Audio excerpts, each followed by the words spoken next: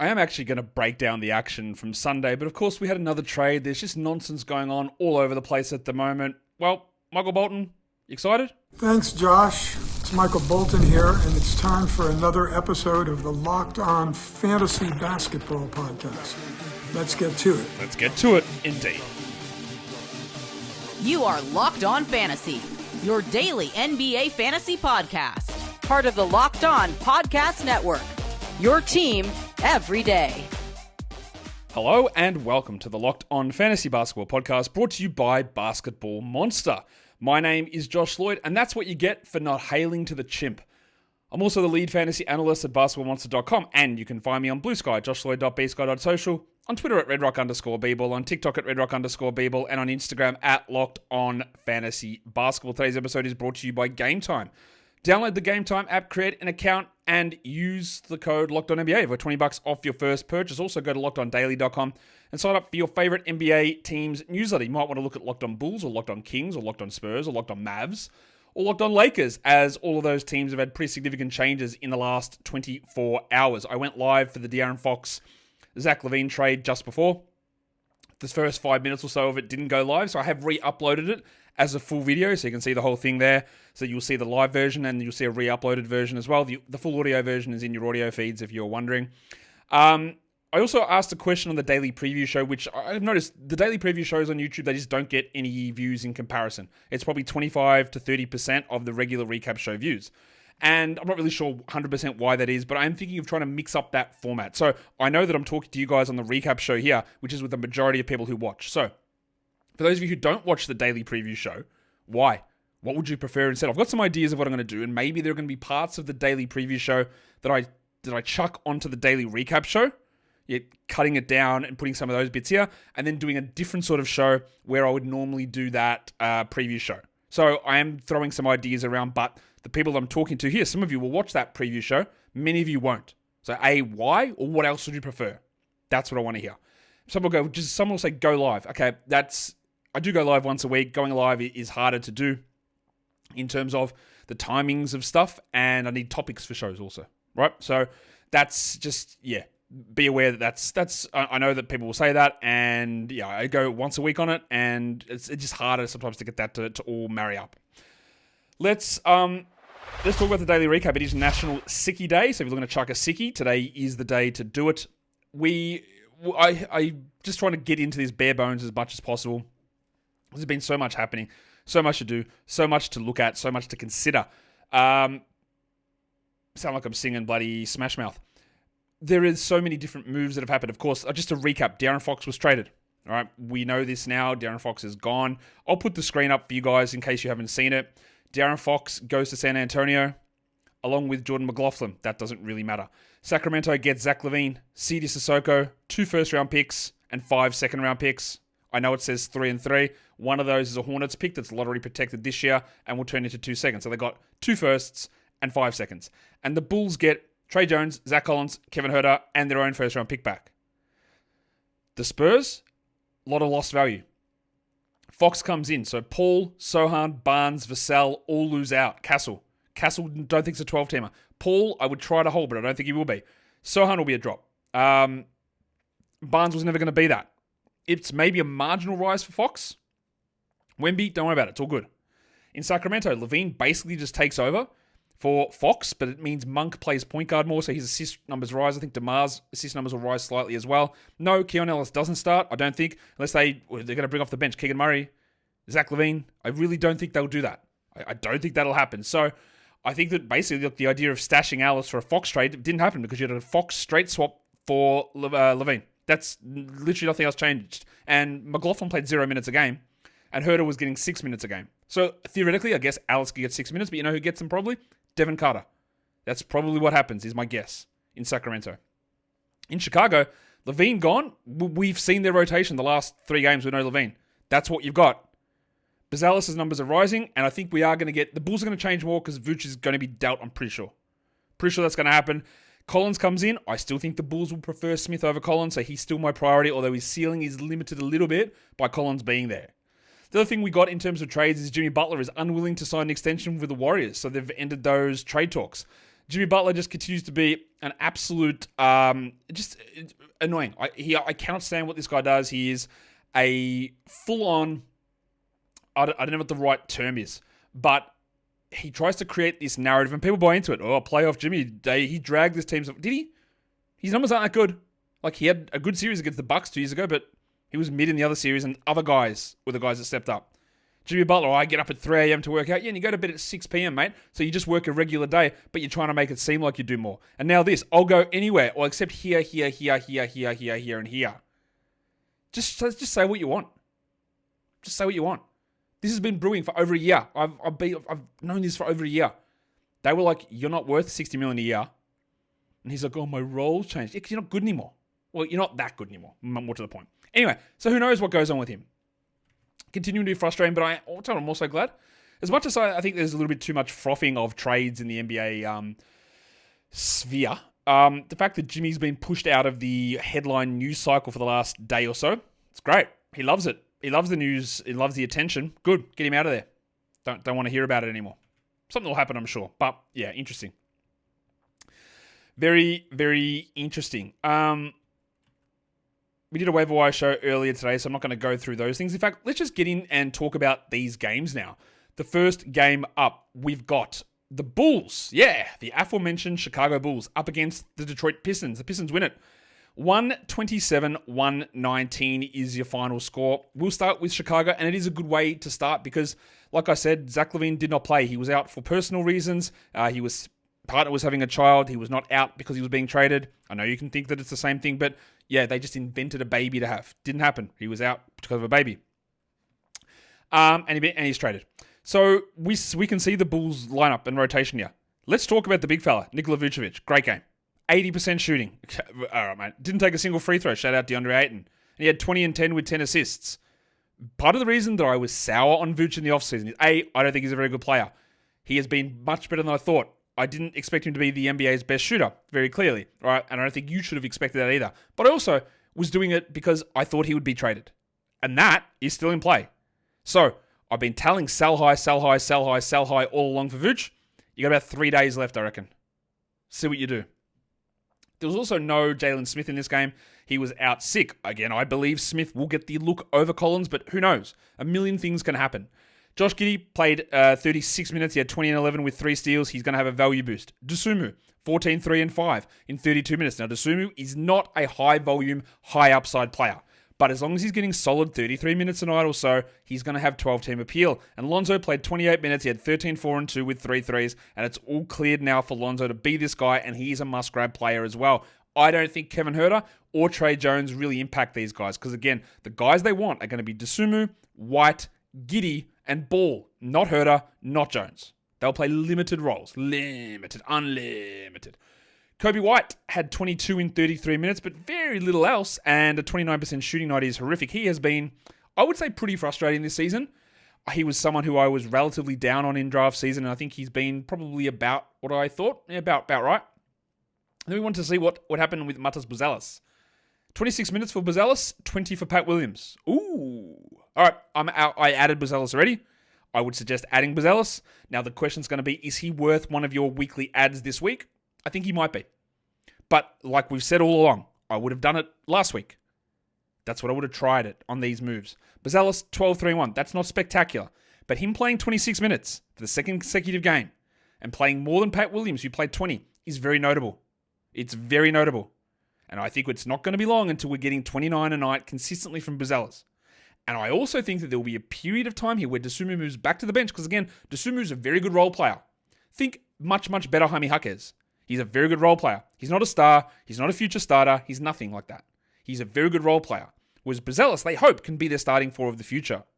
So I would think if they're going to move away from starting 4 guards, that the guy that moves to the bench is probably Dosunmu. If that's what they do. We're going to find out, aren't we? Shout out to the 1 minute of Chris Duarte that we got in this game. On the Detroit side of this matchup, they rolled out the same starting lineup. The passport legend Jalen Jrue, he is actually playing very, very well. And after an incredibly rocky first 8, 9, 10 weeks, whatever it was, he's sort of the guy that maybe I think we thought, or there was hope that he could be. He's still not playing big minutes, but 21 and 13 on 82% is elite. Leaky Beasley did his thing. He had 5 assists as well, which is unbelievable. 19, 5 threes, 28 minutes, 3 steals. Love that. And I think the thick Hogsman might be back. He's not blowing us away, but 16 and 6, 3 steals, 2 blocks. Most importantly, the shots are going in, and we featured him on the Buy Low show the other day. Said, I'm worried about the usage, but man, he's not going to be a 10% shooter or wherever he was. But importantly here, the usage is back up. And Harris is now going to, I think, be pushing back to the top 100.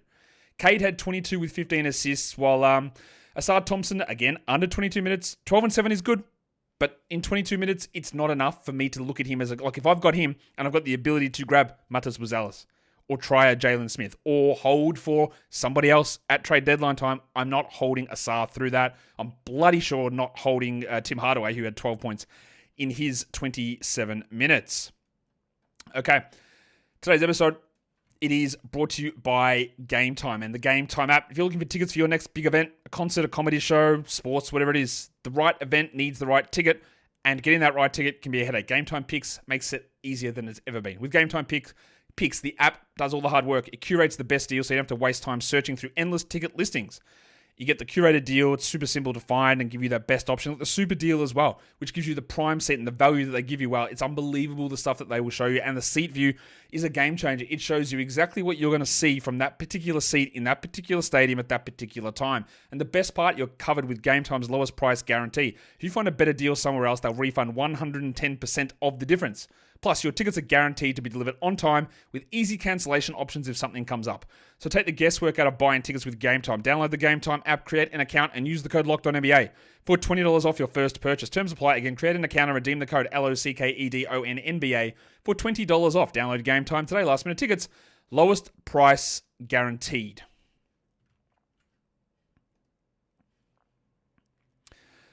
Okay.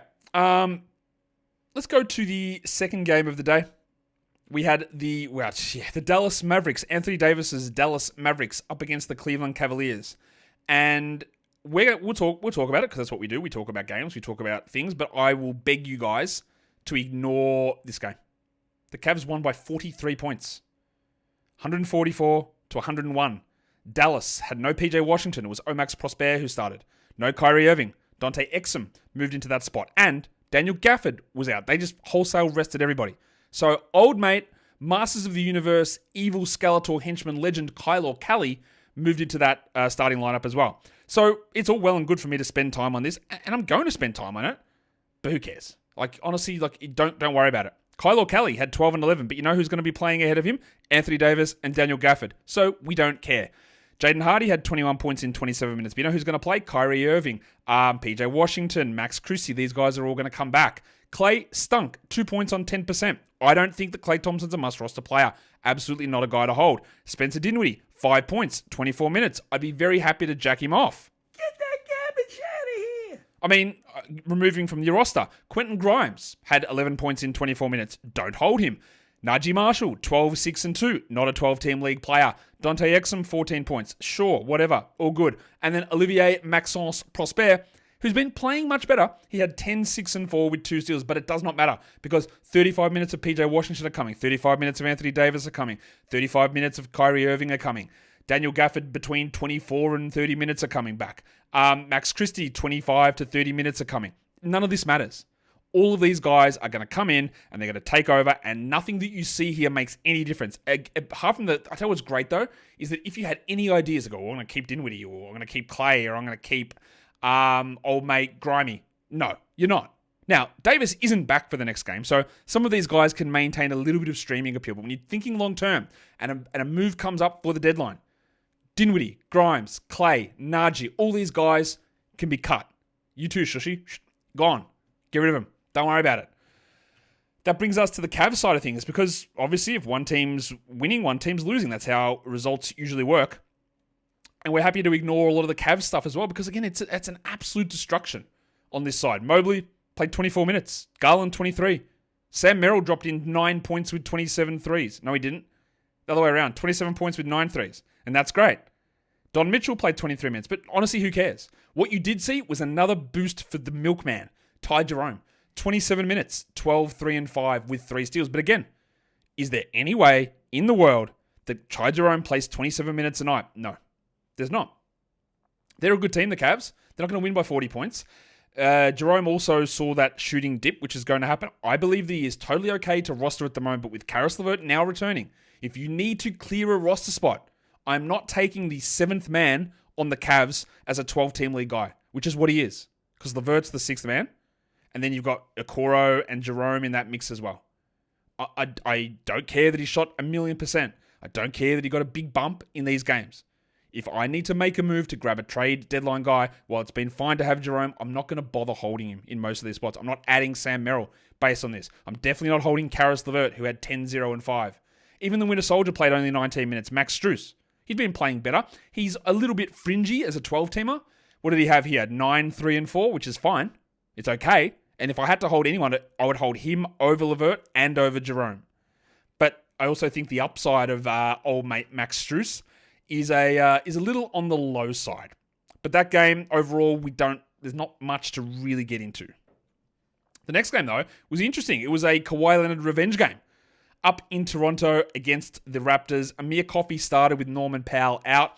Let's just start with Amir Coffey. Then he had 8 points in 27 minutes. Okay, not good. Obviously, we're not really caring about him too much. And Kawhi, in his revenge game, shot 33 from the field. He shot 1 of 4 from the line. And generally just had the worst game of the season.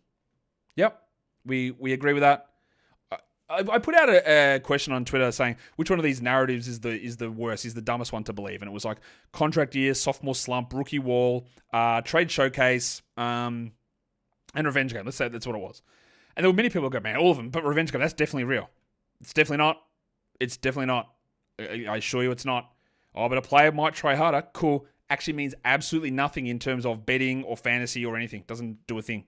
Doesn't change anything about the player's production. Some of them will go up. Some of them will go down. Some of them will stay the same, meaning doesn't mean anything. Kawhi, thank you for showing me again. But that's not actually a revenge game because he chose to live. Whatever. You can make up whatever sort of ideas you want about it. Not real. Jimmy Harden, 25, 5 and 7, 2 steals and a block. Inefficient, but we love the free throws. Well, Zubats, now apparently after not hitting a single free throw for about 2 years, or not 2 years for the start of the year, now he doesn't miss. 64 from the field for Zubats. All 4 free throws, 18 and 8. 40 minutes. Remember when Ty Lue just refused to play him more than 27? He just refused. He'd go, I need Nick Batum and Rob Covington to play these minutes. He would refuse to give Zubats minutes. I don't really know why he had the change of heart, but he did. Kevin Porter had a really big game. 17, 7 and 5 for the Soup Nazi. He shot 62%. He was fine, but yeah, I don't care. Norman Powell was out, so that afforded him a little bit more playing time. I don't think we need to worry about Kevin Porter. Derek Jones got the minutes again. He had a steal and 2 blocks. He's okay to stream. When you rely upon a streamer as a defensive stat guy, you're going to get big hits and misses. We know the variability of one-play stats, which is what they are. You might get a steal. It's one play, one possession, an entire game, and that makes or breaks your value. That's really tough to do. So the minutes are good while Norman Powell was out, but more importantly, Chris Dunn was out. So if Dunn returns in the next one, does Powell go to 27 minutes? Because that's a tough hold, I think. Batum played 28 minutes, 11 points with 3 threes, and not much else going on there. Pretty easy victory in the end, I believe, this one for the Toronto Raptors. Let's talk about this Raptors team who's trying to follow on from the Blazers and go tanking. We're just going to beat teams. Don't worry about that. We're going to beat them.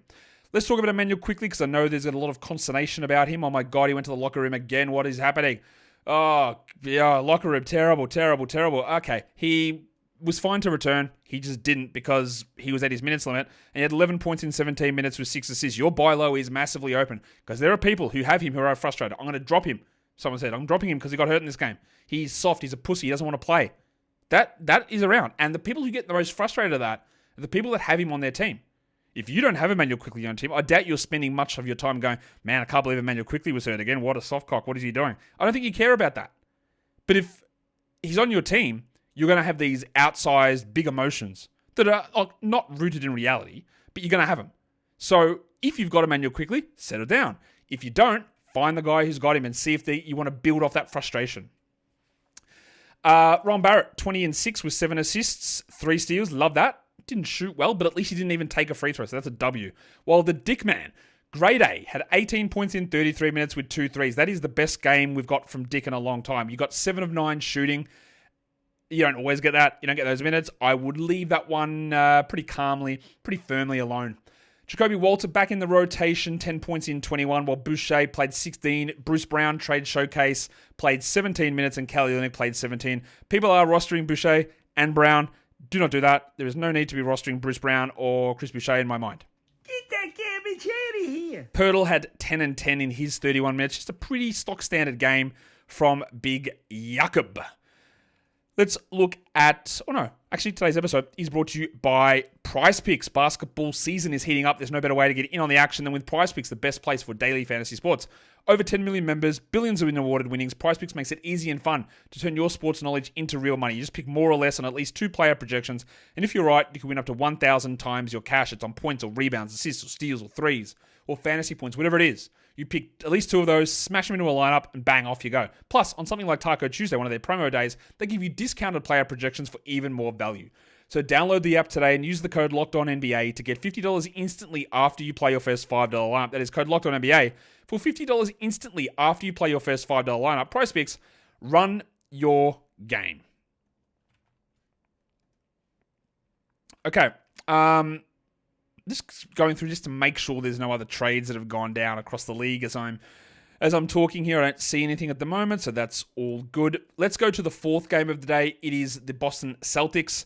They went to take on the Philadelphia 76ers. They get the win in the end. 118-110 is your final score. We'll start in Boston, where we had a rare, I think it might be his first absence for the season, a rare absence from Peyton Pritchard.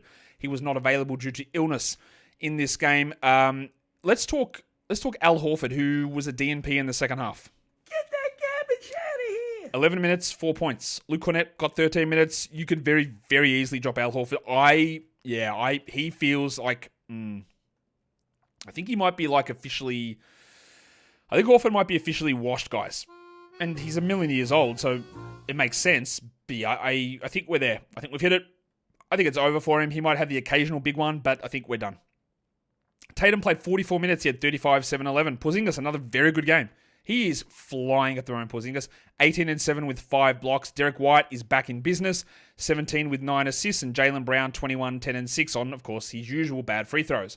The other guy we need to check in about is Watch legend Jrue Holiday. I think he's washed too. 9, 5 and 5. And honestly, if you think there is a hot move that came during this week and you want to grab him from the deadline, drop him. What's he giving you? He's averaging under 25 fantasy points. That's 140th best player. He's outside the top 120 for category leagues. He's outside the top 160 over the last 2 weeks. He'll have a better stretch, yeah, but I actually just don't care.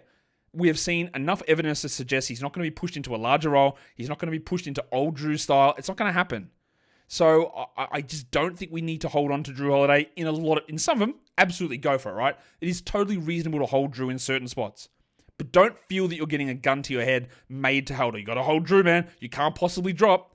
If this is not old Jrue, this is not last year's Jrue, it's not 2 years ago Jrue. We have got 50 games of examples of this, of him being like very fringy. And I know it's hard to break up with someone like that, but I do think we have to do it. We don't have to. We have to be open to the idea. The Philadelphia 76ers side of things, they made a change because Eric Gordon was out for knee soreness. So the mayor, Ricky Council, stepped in. Still no George, still no Embiid. Maybe they're back at the end of the week. No Drummond, no Caleb Martin, no KJ Martin either. Tyrese Maxey just kept the good times rolling. Now in this one, he didn't quite get the 50% shooting, but who cares? 34, 3 and 6, and 11 of 11 from the line. While another big Yabusele game. We know what happens with him. He's very up and down. That's okay. While Embiid is out, we keep using him. 21 and 6 for Gershon in a revenge game. If that's a revenge game, so was Al Horford's 4-point, 11-minute game. Justin Edwards, 44 minutes. That's eye-opening. It's eye-opening. That's basically every minute of the game, apart from 4. Less than 4. I've put him on the radar a couple of times. I don't think you need to must roster him or anything like that, but if you're in deeper leagues, you do. I don't know what's going to happen with this squad, but he's producing some value. And Rick Council, 11, 7, and 8. Pretty good numbers. I prefer Edwards over Council barely, but they're 2 names to watch. Oubre had a disaster shooting night, 35% from the field, 50% from the line on 8 attempts, but 18 and 13 still gets it done. While Kyle Lowry had 6 points and 2 threes, and he is also pretty clearly washed. I would say that's obvious. And they've got 1 game to go. And now the final game of the day. The Memphis Grizzlies go on the road, get a big win over the Bucks, 132-119. They roll out their same starting lineup, the old Grizz do. Still no Ja Morant, of course, so that meant that Luke Kennard, the Duck, was still in that starting lineup. Kennard played 30 minutes. He had 8 points only, but he had 8 assists. He's useful to stream while Morant is out, and that seems to be every game at the moment. So if you want to hold him, I get it, but also is the ongoing theme of the show. If something else comes up that you think could be more than a one-day hit if someone is out, if something opens up due to the deadline, you move on from Kennard. You can find there'll be a million Kennards, not the same player. There'll be a million Kennards that appear over the next 6 to 8 weeks, whether it's for a one-game stream, a two-game stream, a one-week opportunity. Those players appear all the time. So don't feel bad if you needed to move on in that spot.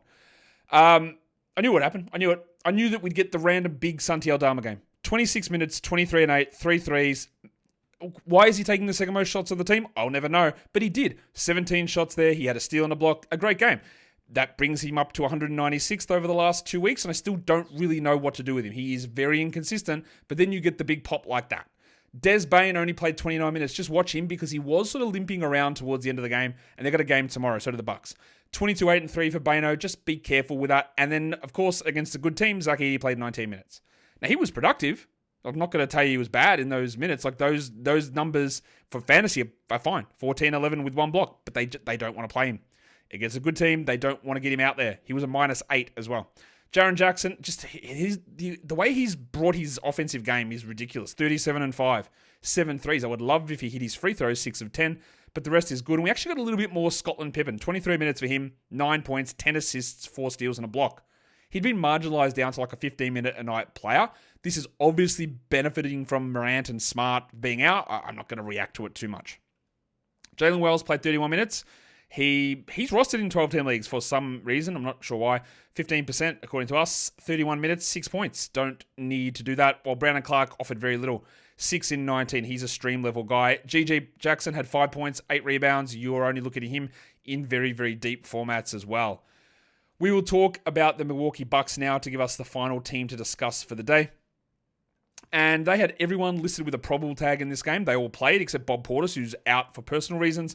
Portis might be available tomorrow. I don't know. But we got actually good Chris Middleton. Now, the last time we saw Middleton on a back-to-back, he played and went scoreless in 15 minutes.